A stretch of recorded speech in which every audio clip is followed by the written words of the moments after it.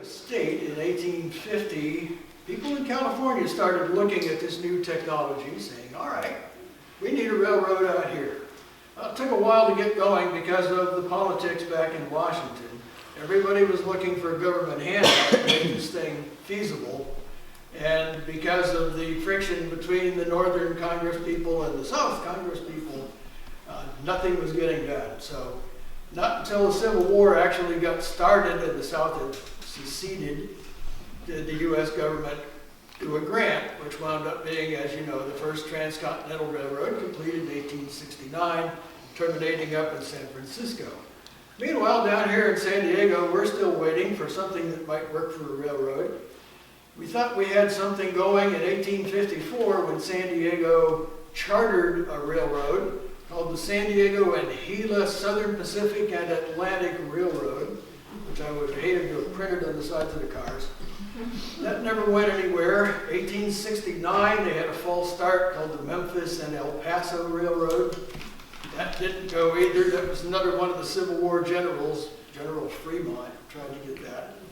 1872, Colonel Tom Scott from the Pennsylvania Railroad came out here, and he was exciting everybody over the prospects of the Texas and Pacific Railroad. They had a big meeting, they had U.S. senators, they had all kinds of people. We're going to build this railroad to San Diego. Just couldn't quite put the financing together.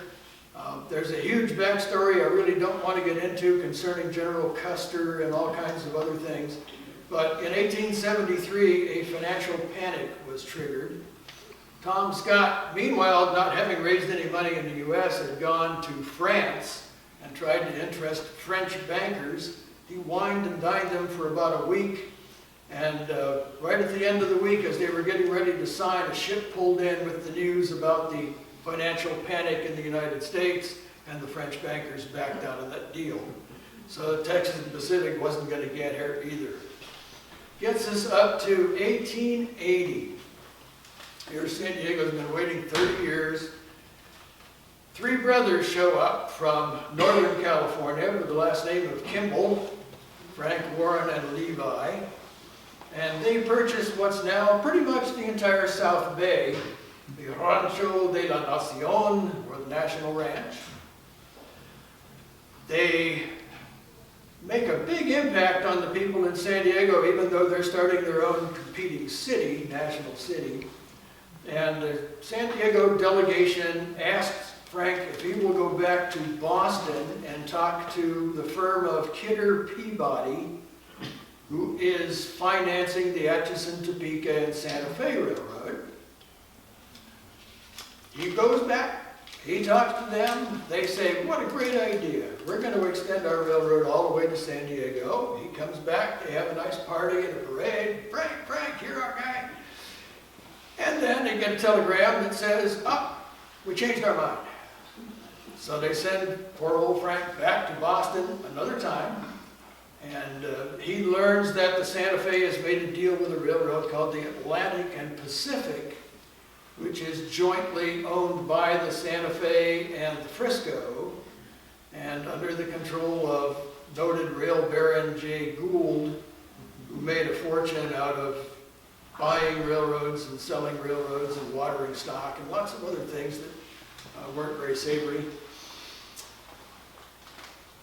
Frank strikes an agreement with the directors of the Santa Fe to finance a railroad built from National City to the California border, where the Atlantic and Pacific hopes to get to, and that point winds up being Needles, California. The Atlantic and Pacific gets underway with their building effort, and meanwhile, back in National City, the Kimballs build a pier so they can get out to the deep part of the bay. The bay is very shallow in 1880. And they began to receive all of their rails and equipment by ship that had to come all the way around the coast of South America and up the Pacific to the National City Pier. Even with all of that, they built what was then the largest railroad yard in California, in National City. They unloaded rails shipped over from Belgium, from Krupp Manufacturing, because the United States had no steel industry. And they get the parts for a locomotive, which they assembled in their shop down there. They have built a complete shop. They can actually construct whole steam locomotives there in National City. Everything that you ever needed to have is right there. They began laying track north. They got land concessions from San Diego, and by the time they got up near San Diego, they discovered that some of that coastline that they had asked for, they wanted it to be as close to the coast as it could be. Well, in some cases, it was actually in the ocean, and they were required to bring in rock and fill and build their own right-of-way. So when you look at early San Diego, where the shallow coastline was, where the Santa Fe tracks are now, that's where the original California Southern did, and part of that was actually in the water at that time. They had not dredged out San Diego Bay. So what's now Pacific Highway basically was the shoreline in San Diego. First train got there in 1881, little yard switcher. San Diego had a big party. They invited these guys over to the nearest saloon, and they didn't make it back to National City till the next day. That was the custom in those days, I guess. From that point, they built north along the coast, and they didn't want to get too close to Los Angeles. They didn't want to tangle with the Southern Pacific any sooner than they had to. So, quick digression, Southern Pacific. Southern Pacific was built by the same syndicate of four that had built the Central Pacific, the western end of the first transcontinental railroad. And you've probably seen these four characters time after time in your literature, Charles Crocker and Huntington, and those guys were pretty notorious in their day for pulling off everything they could to keep a monopoly. They bought up a railroad franchise called the Southern Pacific, and they began building south. They got down to Los Angeles in 1872. Everybody assumed San Diego's next. Right? Wrong. 1872, we go back to Tom Scott. Remember him, Texas and Pacific? The Southern Pacific guys felt pretty threatened by this. They said, well, this guy might beat us to what Congress has just appropriated as a franchise through the South along the 32nd parallel. And there's free land involved here, alternate miles on both sides of the track, and they wanted that very badly. So instead of building to San Diego, they built a direct beeline down to Fort Yuma. And when they got to Fort Yuma, the commandant of the fort denied them permission to cross the Colorado River. So after a couple of weeks of dithering around, they waited until a Sunday night. They brought in a big load of liquor, and they got all the soldiers at the fort liquored up. They threw a temporary bridge across the river and ran a locomotive across into Arizona and claimed the franchise. So here we go. Now we've got Southern Pacific with a total monopoly of California. You can see why the Santa Fe people didn't want to get in their way any sooner than they had to. They built north along the coast up as far as South Oceanside. And at South Oceanside, the management decided they had their way to begin going east. And what they picked was the Santa Margarita River Valley. I don't know if any of you have ever been up there. I kind of doubt it. It's wild country. It's part of the Santa Margarita Ecological Reserve, the northern end of it. Really interesting place, very steep canyon, and it drains the entire Temecula Basin. So in a flood year, the water level can rise up to 26 feet. But that was the route they picked. They said, well, that's a flood that's way off in the future somewhere. We're not going to worry about that. They built their railroad up the Santa Margarita River Valley to Temecula. From Temecula, they went north up through Riverside, San Bernardino. In 1873, they reached San Bernardino. There was a little hitch along the way, however. When they got up to the little town of Colton, that's where they ran into the Southern Pacific. They had to cross their line at Colton. And Southern Pacific did not take kindly to that. So first of all, they ordered 6 locomotives down, and they ran them back and forth across where the A&P had to cross continuously for a week and a half or so. And finally, the California Southern got an injunction against them and made them quit doing that. Then they learned that California Southern was constructing a crossing frog. That's the piece of track that basically allows trains to cross each other in the National City shops. So they got a court order and they sent a deputy, a fellow named Tom Brandt, from San Bernardino down to National City to impound this crossing frog on a trumped up debt, supposedly, that was owed them by the California Southern. Unfortunately, Tom Brandt was a bit of a braggart, and on the way down on the California Southern train, he bragged to everybody how he was going to make fools out of those people down in National City. And of course, the passengers on the train were kind of partial to the railroad they were riding on.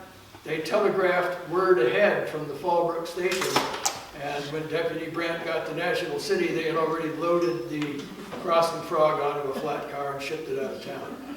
So eventually they were able to cross Colton. They got to San Bernardino 1873, and at San Bernardino they made a firm connection with Southern Pacific. So San Diego was now connected to the outside world. They had a big parade. Not exactly all the way yet. We've still got to build north, and that was the next thing to come. Except 1874 turned out to be one of those flood years that was way off in the distance somewhere. And the entire railroad in the Temecula Canyon was washed out into the ocean. There were bridges and a caboose and other things floating around out there in the sea. The railroad had not much choice at this time. They took their Chinese labor force, and incidentally, this was the last railroad constructed by the Chinese who had built the Central Pacific. 1887, Congress passed the Oriental Exclusion Act and tried to kick everybody out of the country. Meanwhile, digress. So here we are, 1874, big flood. The train from Oceanside up into the canyon had encountered a washout ahead of it, and they attempted to back to Oceanside and found that, meanwhile, another washout had occurred behind them. The locomotive was stuck there in the canyon. They got all the passengers off the train and suggested that they walk.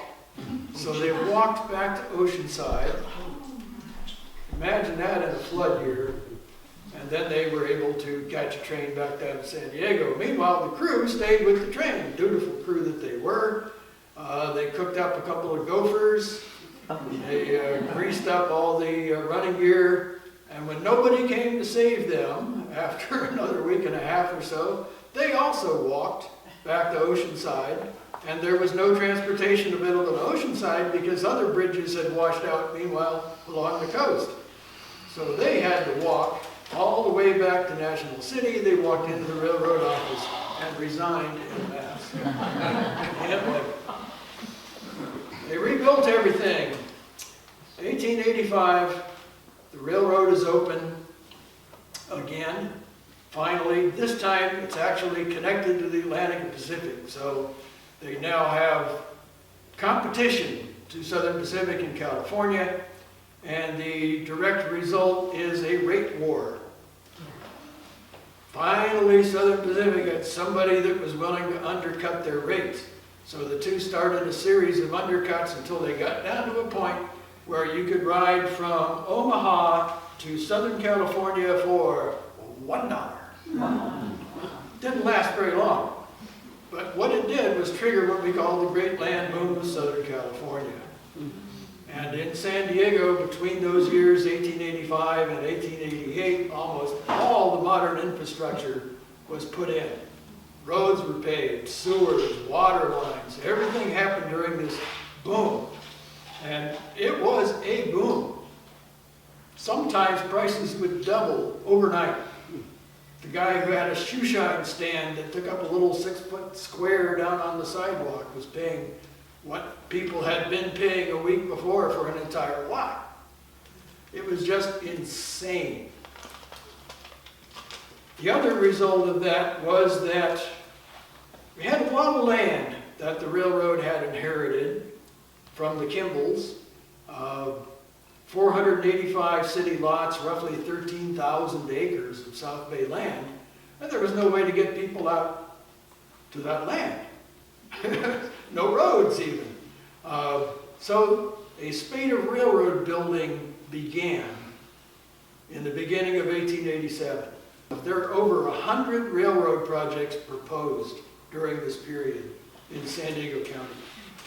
But what actually got built was the National City and Otay Railroad, which was built by the real estate arm of the Santa Fe, who had inherited all that land, but California law prohibited them from being a real estate dealer as well as a railroad.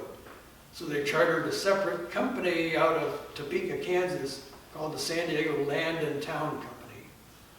And those guys marketed all of that land and built the National City and Otay Railroad from San Diego down the Choice Valley to National City, out to the end of 24th Street, National City, down through the edge of what's now the National City Golf Course to about where Plaza Bonita now is.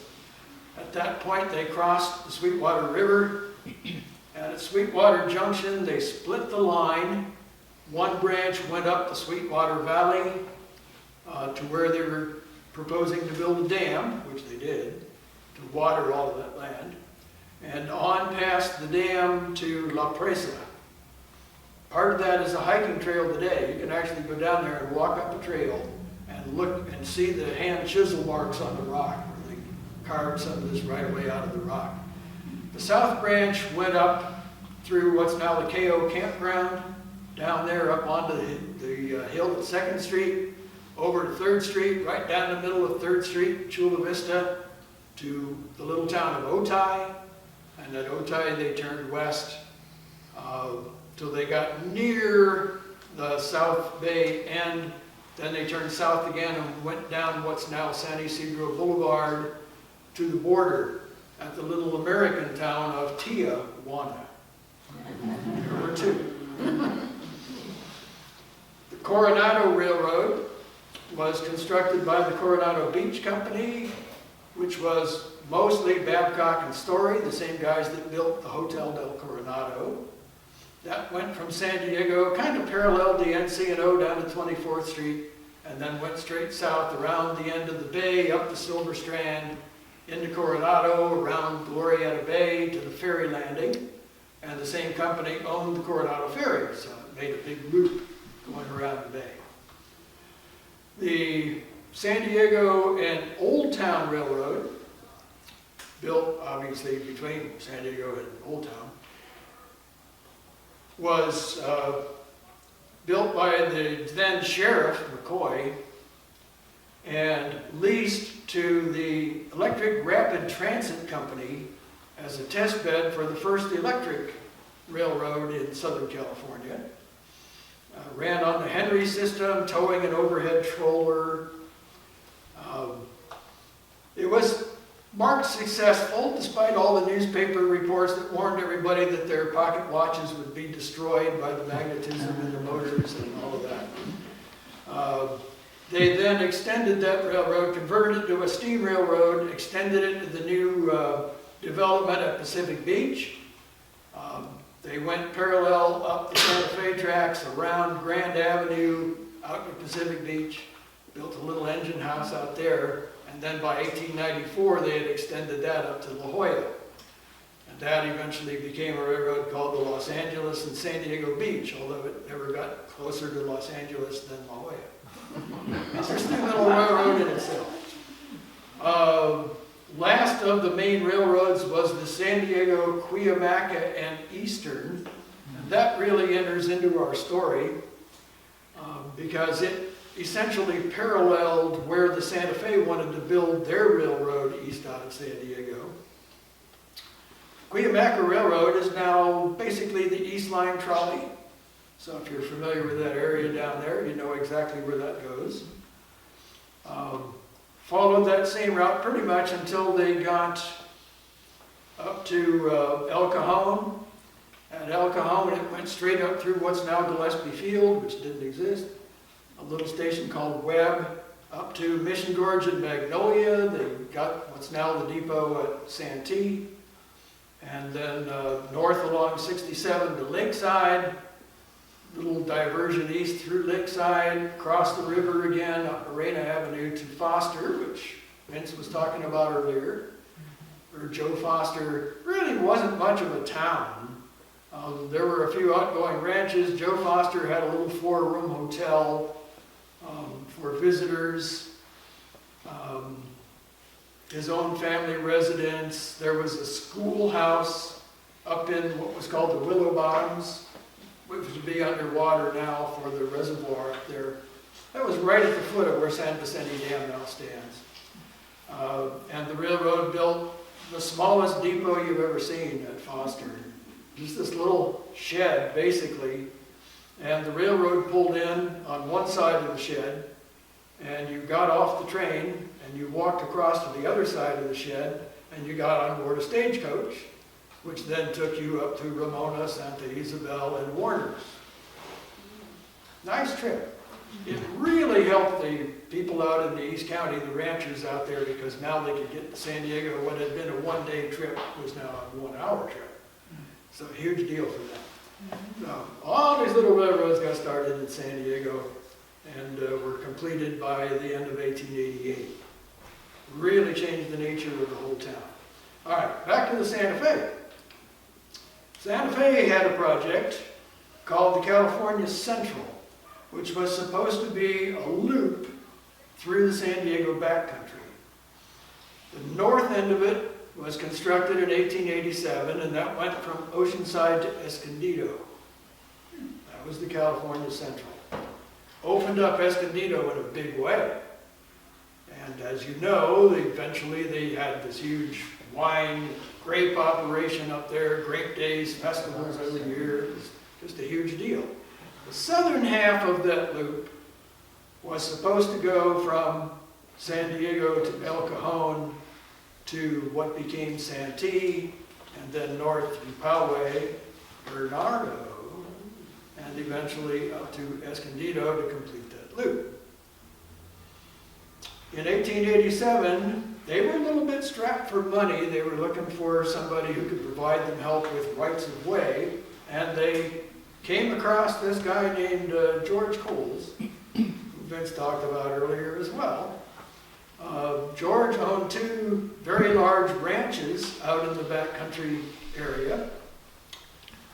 One of them, you recognize the names, the Magnolia Ranch and the Woodside Ranch.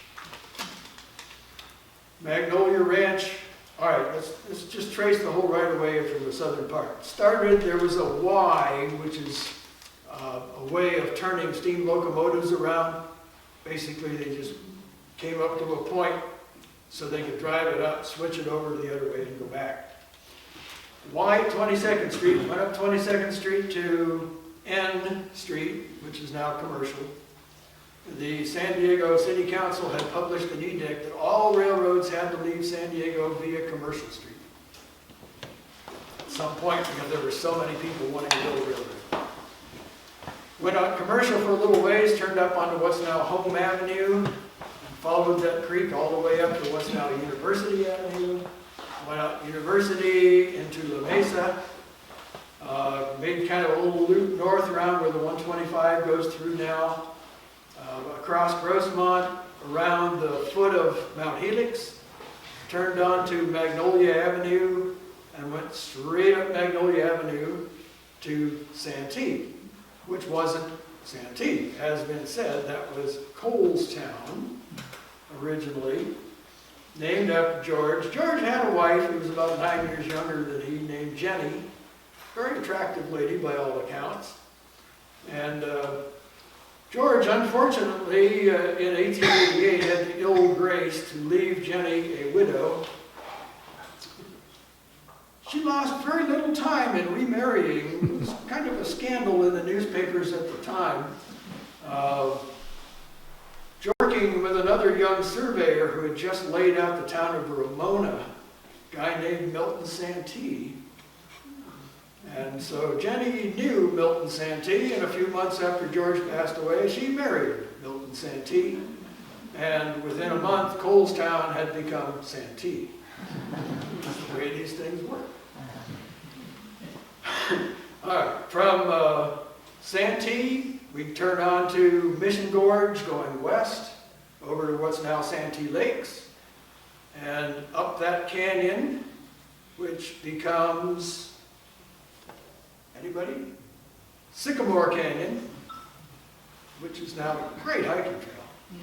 All the way up Sycamore Canyon to Beale Canyon. Beale Canyon gets them around the hills, over onto what's now Pomerado Road, and straight up Pomerado Road to complete the loop in Escondido. So you would have had a railroad right outside your doorstep if they had managed to do that back in 1888. But they didn't.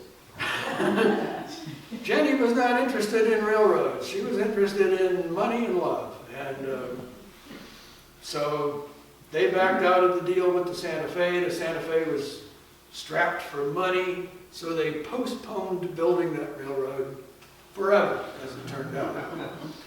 And they eventually sold all of that land off. Meanwhile, back at the California Southern, we get up to 1891. And in 1887, they had also built the surf line connecting Oceanside with Santa Ana and tying into the Santa Fe system. So now you had two ways to get out of San Diego, either through Santa Margarita River Valley or all the way to Oceanside. And north from there, the next flood came along. They had already rebuilt this railroad line once and exchanged bonds with the Santa Fe, so the California Southern didn't own it anymore, and the Santa Fe began taking those National City shops away and moving them up to San Bernardino, which they thought was a much better location, closer to the Southern Pacific competition, et cetera, et cetera. So 1891, another flood, river comes up 26 feet, everything gets washed out in the ocean. California Southern is abandoned from Fallbrook to Temecula. They kept the stub for freight purposes from San Bernardino down for quite a while. The railroad line was reopened to Fallbrook with 4 what they called floating bridges. If you're not a railroader, it's kind of hard to describe, but basically when they got to a big creek crossing or something, they drove piles down into the river bottom, laid some stringers across them, nailed ties to those, put rails on top of those, and this thing was just kind of floated. It was just attached to the rails at both ends. And it would have been like running a steam engine down a roller coaster and back up the other side every time you had to do one of those 4 crossings. Take it from me, I've been in the cab of a steam locomotive. This was not an easy thing to do. They actually had to stop the train, have the firemen get out with a pole and make sure everything was lined up, run across the creek, go to the next one. It was a real pain in the neck. Down there in the canyon at the Fallbrook station, the railroad called that Fallbrook, and of course the townspeople called their town Fallbrook up there on top of the hill. So the civil people decided when they got their mail by railroad that they had to have a different name for that post office. So the post office was Howe, H-O-W-E. And it was very confusing for a lot of people. If you wanted to send mail to somebody in Fallbrook, you had to send it to Howe, and Howe had to send it up to Fallbrook, et cetera, et cetera. So that was basically the end of the California Southern. At that point, the Santa Fe changed everything around. It became all California Central from Oceanside south, and eventually it just became all Atchison, Topeka, and Santa Fe. So that's pretty much what happened to that railroad and San Diego in general. And now we're just left to speculate. What would have happened if they'd built that railroad? What changes would it have made? Would they have had to build a 15 freeway if they had a railroad line? I don't know. Would Bernardo have remained a separate town? With the railroad there in such close proximity to the other towns around it, would Bernardo have just become part of Escondido? Part of Poway? Could you have taken the train to lunch? I don't know. All those things. So you kind of think about that. That's the story of the California Southern. I would like to talk to you just a couple of minutes about our railroad museum. Has anybody here been out to Campo, taking the train? Quite a few. Thank you. We love it. Right now we're doing the last weekend, today and tomorrow, of our bunny train. This is extremely popular with people with little kids, parents and grandparents. We get mobbed. The museum itself got started in 1962. It was called the San Diego County Railroad Museum. We didn't feel that was very inclusive of other things around it, so in 1964 it became the Pacific Southwest Railway Museum. It is an all-volunteer museum. And if you've been out there and seen what volunteers can do, you really appreciate what volunteers can do. We brought the first of the equipment. We began acquiring equipment, and it was just kind of stashed around town on sidings and things like that. In 1980, we finally found a permanent home out there in Campo. We acquired property next to the railroad, which is still owned by MTS, Metropolitan Transit System, San Diego. I don't want to get into that whole backstory either, if we don't have to, how they came to acquire it. But that was a place that we could actually run trains. They weren't using it. Nobody was doing anything with it out there. The site was part of a World War II Army post called Camp Lockett. Camp Lockett was the last outpost of the United States Horse Cavalry. There were 4,000 horses out there and a lot of men. The only way out there during World War II was on the railroad, unless you had a special pass because of gas and rubber rationing. So anybody visiting the fort had to take the train, which was very slow. It had to go through Mexico. The railroad line goes south from San Diego to the border, goes through Mexico for 44 miles, comes back in west of Campo, and then goes out east. We have the stretch transitioning from the mountains to the deserts called the Carrizo Gorge. 11 miles of the toughest terrain you've ever seen. 17 tunnels and almost 100 bridges in that one area out there. It's amazing. Meanwhile, yeah, you had to go through Mexico, all these little towns. It's pretty slow. It would take you, if you left on the morning train, it would take you 2.5 to 3 hours to get to Campo. And then you did whatever it was you had to do, and a couple hours later, you went another couple hours back to Campo. I talked to a couple ladies that did that trip during World War II regularly. They all joked. They said the passengers called it the Lockett Rocket.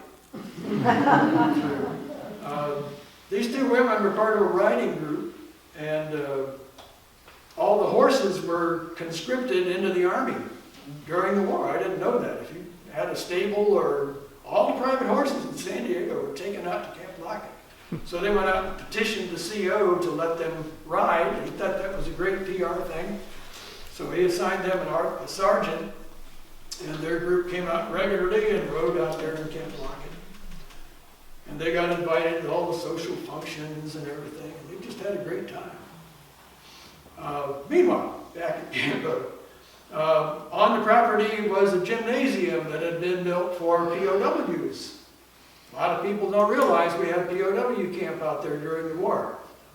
Italian and German prisoners from the North African campaign. There were no fences. They figured, where are you going to go? Yeah.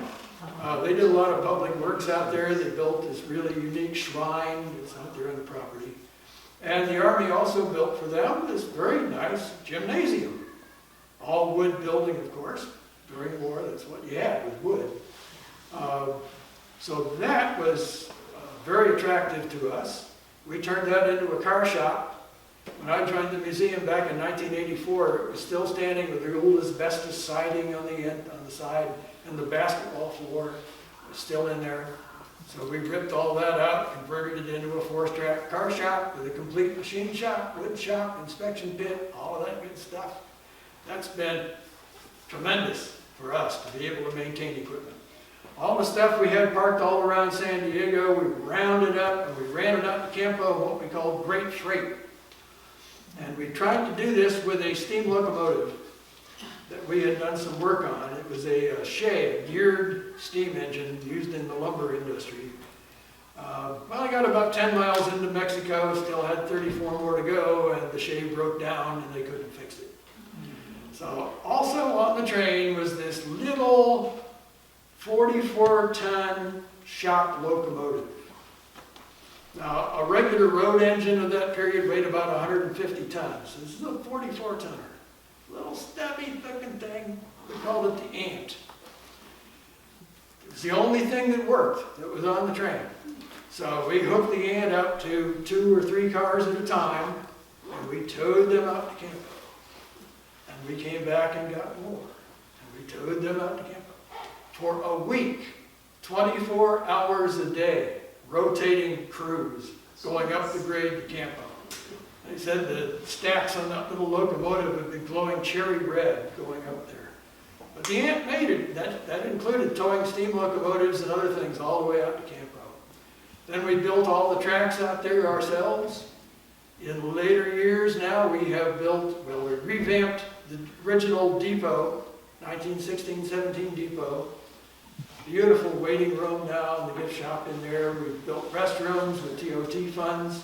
Next to it, we put in a little mining railroad that makes a big loop. Built a little mining town. That's still an ongoing project. Built our exhibit hall. We got a deal on a giant steel building at some point where the company that had ordered it defaulted on it. We got a real bargain. Put that up. That now has 4 tracks of our preserved equipment. So if you come out there today and take the train, you're going to get on at the depot, and at the end of your train ride back west and back out again, you'll be dropped off at the exhibit hall. You walk in the door, and there's this huge building with this gigantic steam locomotive sitting there on display. This is a locomotive we ran for a brief period before it got some other problems. On the right, you're going to see an old wooden railroad car that was built in the 1880s in Pennsylvania. It went down eventually to Arkansas, and they converted it into a Jim Crow car. They had very strict racial segregation laws at that point, and so this car has a separate compartment for anybody who wasn't white. It's not only black. Native Americans, Asians, anybody that wasn't white. 8 seats. If you had more than 8 non-white people, the others had to stand. Separate but equal was their policy. You'll notice if you get on there, the water, the restrooms, all of that is in the whites only end of the car. There are no facilities whatsoever in that segregated compartment. They took seats out of the back half of the car and made it into a combine so they could stop and pick up milk cans at the ranches, things like that. When that car ended its active service, it was bought by 20th Century Fox. And you know what 20th Century Fox does with old railroad cars. They make westerns. They made a lot of them. So you go out there and ride in that car. Gary Cooper rode in that car. Robert Wagner, Linda Darnell, a lot of famous people. Probably the one that most people recognize, though, was a young singer who was making his very first movie. The movie was called Love Me Tender. I see recognition there. Okay. So yes, Elvis did ride in that car. Attached to that car is a completely restored railway post office. For 100 years, more than 100 years, mail all went by rail. And these cars were owned by the railroads but staffed by the United States Postal Service. Anywhere from 4 to 12 people depending on the route of the car, all with a 38 sidearm. I don't know why, because nobody would steal mail. Even though you sent, 50 cents in box tops in to get prizes when you were a kid, there wasn't much mail. The robberies on trains were the express car, which had the safe and had the mine payrolls and all that stuff, not the mail car. Okay. Everything was done on the fly. This was a very efficient system. In each doorway there's a big old hook. And at every station they had a mail crane, this metal thing that extended out. They had a mail bag, a leather bag that was hung vertically at the end of the crane. It was cinched with a leather strap in the middle, so it's an hourglass shaped bag. So as they're whizzing by at 70 miles an hour, the catcher, the designated catcher, would recognize the landmark, so he knew exactly where that bag was going to be. That allowed him to grab the outgoing mail, pick up that hook, and raise it so it would snag that mail bag. And as they passed the station platform, throw out the outgoing mail, snag the incoming mail in the hook, bring it back down, pull it out, toss it to the sorter. And the sorter, he would tell the sorter where it was, what station it just came from. The sorter would pick up the bag, take everything out. Local mail went to a certain place. Mail for certain big cities went into bags that are along the side of the car. Bulk mail, magazines, whatever, went into overhead bins. Everything was stamped, canceled, and ready to go. When the train got to the end of its route, everything was all pre-sorted, and all the post people had to do was pick it up and take it out on their route. 70 miles an hour. It's scary. I did it at 15 miles an hour, and it was a little scary. There were times that if you might have an accident, if that bag did not come off the crane, it could rip that hook right out of the doorway. And I was trained by a retired RPO clerk. So he said, you never grab the handle of the hook. You just put your hand on it. So if it gets ripped out, your hand doesn't go with it. We have in there a fire truck, a very unique fire truck. It has railroad wheels on it. They had all these wooden bridges out there in that Carrizo Gorge area. So they stationed this car in Hakamba, and if a fire broke out and was reported by a train, this fire truck would zip on down the rails and hopefully put that out, towed a trailer behind it with water. It's a neat little red fire truck. Everybody just loves that fire truck. And we have John Spreckles' private car. Carrizo Gorge car, number 050. It was a 1910 Pullman smoking and lounge car. Rebuilt for John Spreckles, the president of the San Diego and Arizona, in 1919. Had a large solarium with one end, carpeted floor, plush furniture with mahogany trim. Wow, it was a gorgeous car at that point in time. And then there were two roomettes with double bunk beds, mahogany pull-out drawers, private shower for Mr. Spreckles, facilities for the other people, a complete kitchen, had a two-person crew, a steward and a cook that had a little cubby hole with a toilet and a seat. What a difference in class distinction in 1919. So they could take this car on a trip, and the first one they did was Chicago. And John Spreckles only made 3 trips in this car before he died in 1926. Really interesting car. It sat on display in the Del Mar Fairgrounds for many years, and the salt water got to it. So all the beautiful interior paneling has got gaps in it now. The lacquered canvas ceiling is gone. Restored the chandeliers away. But when you walk through it, you can see what it must have been like when it was John Spreckles' car. It was a beautiful private car. So those are the kinds of things that you will see. And many, many other displays. Dining service, the original Los Angeles UPT ticket counter, restored refrigerator car, which is another whole story in itself, how we got to be the people we are today because of those cars. Before refrigerator cars, there were ice bunker cars. The railroads mined ice at the high mountain lakes. and then stored it, and then used it to preserve fruits and vegetables in the cars. Before those cars ran, you ate local produce in the winter. Whatever you had put out, canned, whatever, was what you got for fruit and vegetables. And when those cars started running, wow, look at this. What's a banana? I've never seen anything like this. Changed our diet, changed our height, changed everything about us. We're not the people who were there 100 years ago. That's going to end it for me. I will be open to questions about anything you want, and this lady's been patiently waiting. I wanted to ask about the Ringling Brothers Circus. Did they make it out? Yes. Ringling Brothers, Barnum and Bailey was one of 4, I think, that visited San Diego. They were the largest one by far. When they came into town, there was a Y where MCRD is now. Yeah. Yeah. And they would pull that whole train, and they had all their custom cars. Yeah. It was a circus train. We have a display out there, and it's all about circus trains with the elephants and all that stuff. So they would pull into that Y with a big long stem on it and offload everything, and especially the elephants, and they would do a parade down Pacific Highway and through the middle of San Diego. It was a very popular feature. The kids look forward to that every year.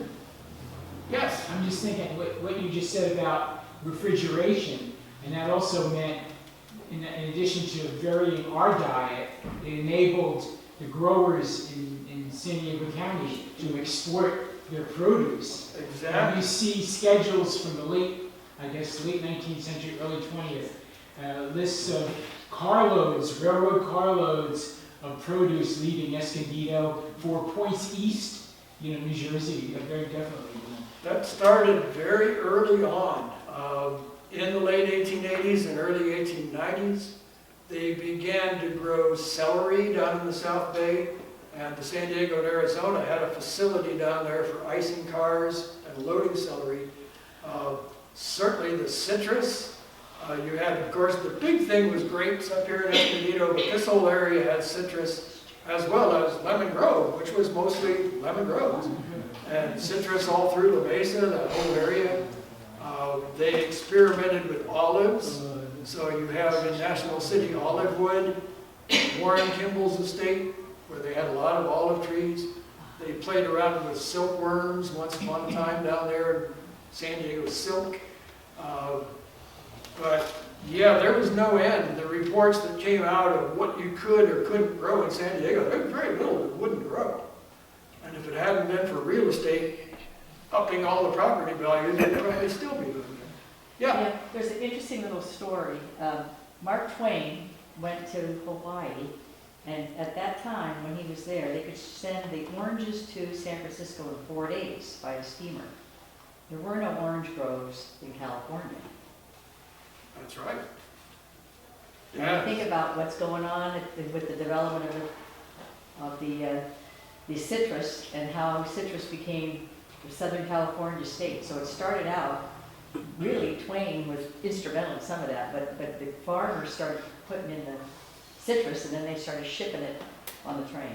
They found But that in would work. 1961, he, roughly around then, Yeah. there weren't these groves here yet.